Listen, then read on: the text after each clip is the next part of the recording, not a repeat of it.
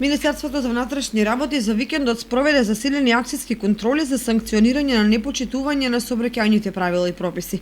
Портпаролот на МВР Тони Ангеловски во изјавата за медиумите посочи дека во Кочани се санкционирани 129 возачи, од кои најмногу се казнувало за возење со брзина поголема од дозволената.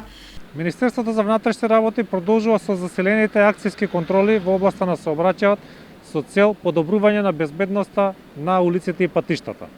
Вчера и денеска, а секако и во наредните денови сме и на територијата на Кочани.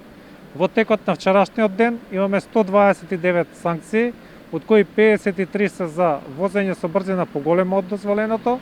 Имаме 6 мерки за возење под дејство на алкохол, од кои едната е над 2, а во периодот околу 12 часот, значи некој не ја почитува оваа мерка уште во раните часови од денот. Исто така имаме и 10 санкционирани возила за јавен превоз, кои што биле технички неисправни. Очигледно е дека овие засилени контроли даваат резултат, затоа што имаме намалување на бројот на сообраќајните незгоди и тоа значително намалување.